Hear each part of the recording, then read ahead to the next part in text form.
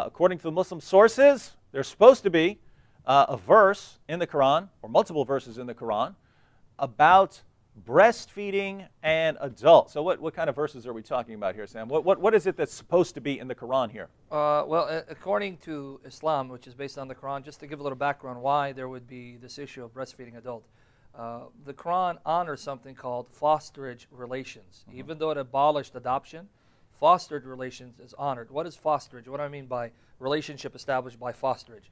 Well, it was a common practice back then, even now, where let's say your mother suckled me as I was an infant. Now, so she breastfed you. Yeah, she breastfed me. And let's say one time would be 10 breastfeedings, and then it was reduced to 5. But those are both supposed to be in the Quran, right? One abrogates the other. Yeah. Now, if that happened, then that means she's now my foster mother, you are my foster brother, and your sisters and my sisters are off limits because I'm now considered her child through breastfeeding. Now, a situation arose at the time of Muhammad because, and I have to smile, and again, stuff like this. There's no helping it, Sam. We're going to be smiling on this one, because, and so is everyone who's watching this who's not a Muslim. Muslims are going to be horrified. Everyone else is going to be cracking up laughing because this is just silly. This is found all throughout the authentic collection of narrations called Sahih Muslim. Because Muhammad had abolished adoption, and we had mentioned that as one of the reasons why he cannot be a prophet in the previous program, so go back and watch that. He abolished adoption. Now this caused problems because there were Muslims who had adopted children who are now grown men, who are no longer their adopted children, and now the Muslim men felt uncomfortable having these men in their homes in the presence of their wives.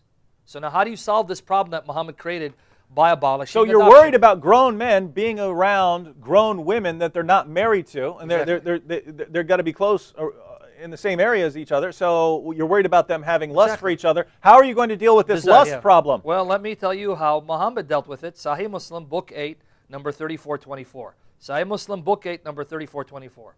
Aisha reported that Sahla bin Suhair came to Allah's apostle and said, Messenger of Allah, I see on the face of Abu Hudhayfa, her husband, right, signs of disgust on entering of Salim. Salim was his adopted son, into our house, whereupon Allah's apostle said, suckle him.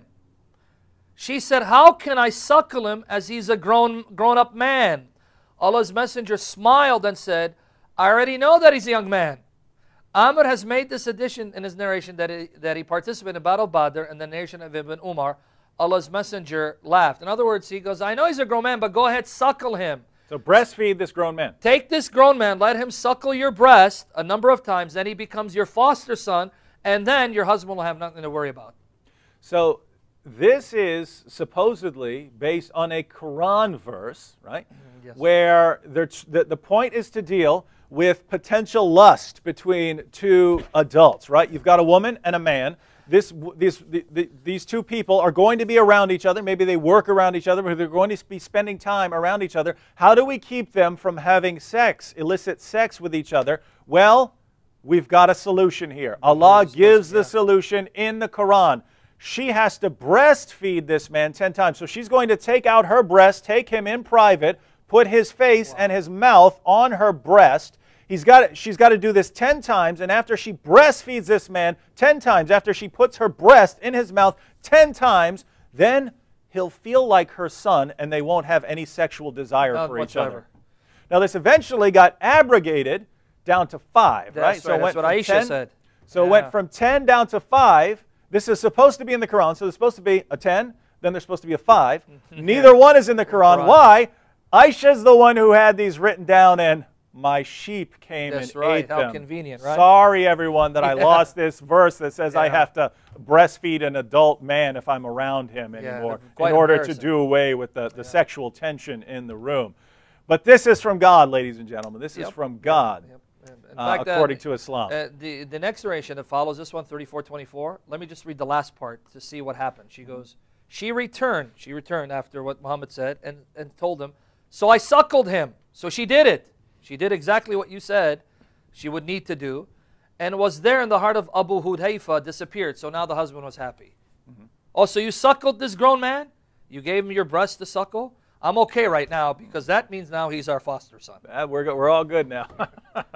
Wow, but you Muslims out there, Everyone else is laughing right now. You Muslims should be either crying or something. But I mean, think about this: if you take Islam seriously, you have to believe that that is God's solution for sexual tension, right? You know, we don't need the burqa in order to do away with that. If a woman's going to be working around a man, it doesn't matter how much she's covered up. If we're going to eliminate the sexual tension, she's got to take him in the back room and breastfeed him a bunch of times to end any of that sexual tension. That's what your God revealed.